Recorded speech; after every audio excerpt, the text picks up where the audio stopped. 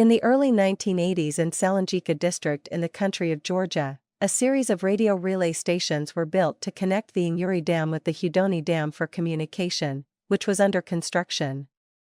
The stations were in remote territory with no reliable access to electricity, and thus were powered with a series of 8 radioisotope thermoelectric generators manufactured in 1983. Each generator was powered by strontium-90, which was a radioactive element. However, the Hudoni Dam's construction was stopped as Georgian independence from the Soviet Union drew near. The stations and their generators were abandoned and eventually dismantled. The radioactive cores became lost at this time. The cores emitted about 4.6 Sieverts of radiation per hour. If someone absorbs 5 Sieverts of radiation, then they have a 50% chance of death. The radioactive cores were not marked warning dangerous radioactivity. They weigh about 8 to 10 kilograms or 18 to 22 pounds and cylinderical in shape, about 4 inches wide and 6 inches tall. The first pair of radioactive sources was found in the Sieverts region, near the village of Hudoni, in 1998. They were recovered and stored safely in government facility. A second pair was found in the same region, near the village of Sieverts, in 1999. They were also recovered in May 1999. No one who came into contact with the radioactive sources developed any medical problems. Out of 8 generators, 4 of them were recovered by 1999. On a cold day of December 2, 2001, 3 villages from Lia, a small town, drove their truck approximately 45 to 50 kilometers east of Lia into the forest to collect firewood.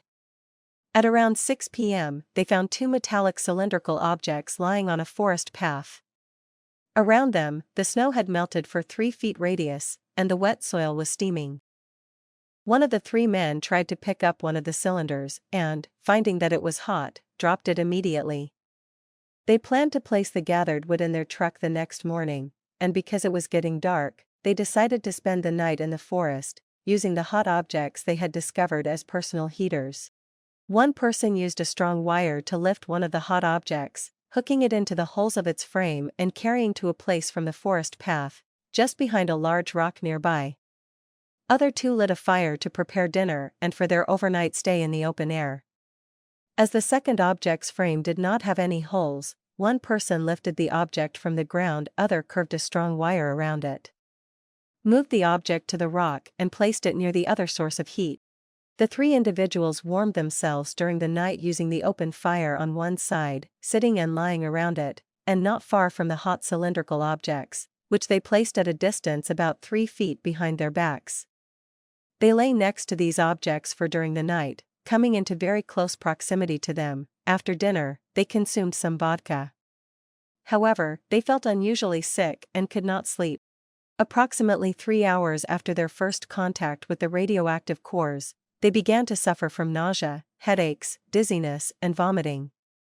The vomiting was very intensive and lasted throughout the night. In the morning, they loaded only half of the gathered wood into the truck, as they were exhausted and felt weak from a lack of sleep. They arrived back at their homes, in Lia, at approximately 5 p.m. on December 3, 2001. First person feel a burning sensation and itching on his back and lost his voice as well, but did not seek care at that time. The problems only begin to increase now. Second person experiences repeated diarrhea and develops a skin reaction. He goes to the village hospital but does not mention his contact with the heating device. The local doctor suspects intoxication and treats him. Following this treatment, his symptoms disappear in a day. Third person develops burning sensation and cannot close the fingers in his right hand.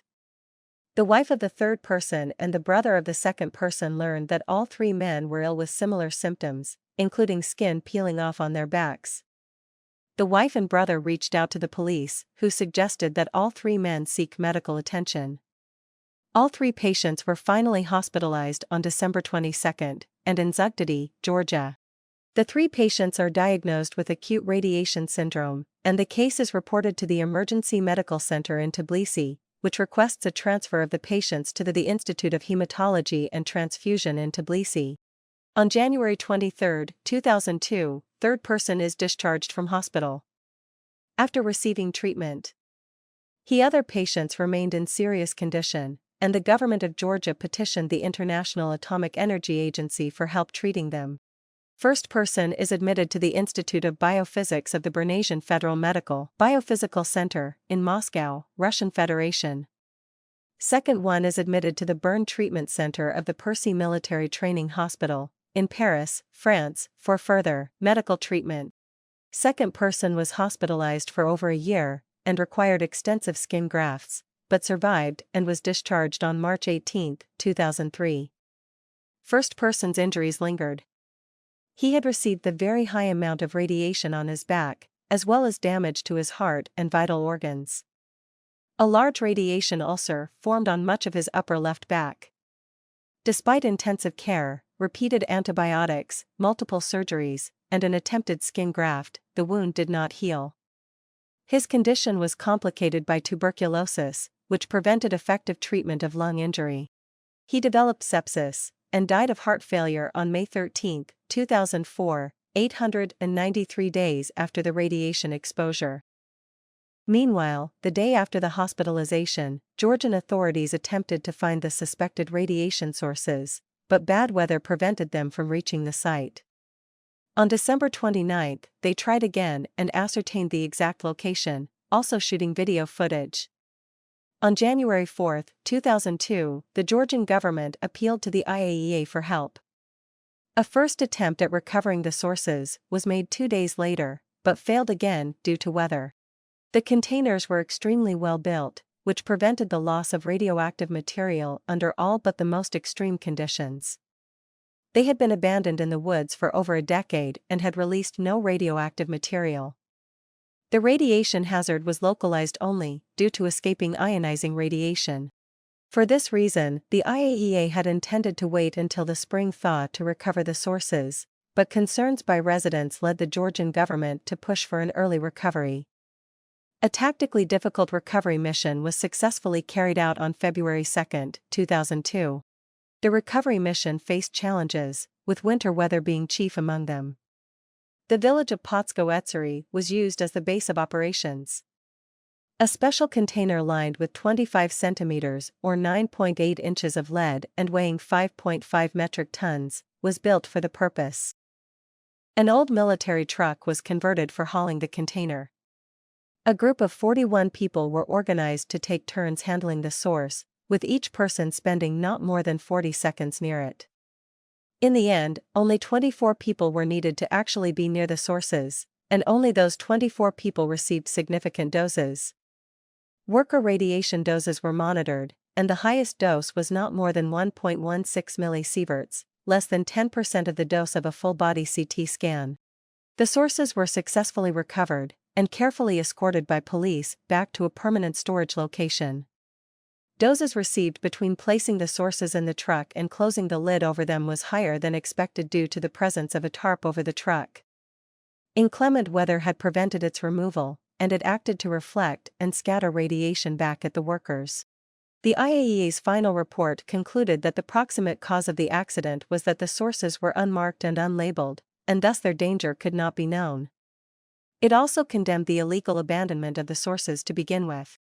Between the fall of the Soviet Union in 1991 and 2006, the IAEA had recovered some 300 orphan sources in Georgia, many lost from former industrial and military sites abandoned after the collapse of Soviet Union. So that's all we got about the Lia Radiological Incident, and thanks for watching. If you liked the video, please hit the like button. If you want to see more videos, hit the subscribe button, and if you have something to say, please leave a comment.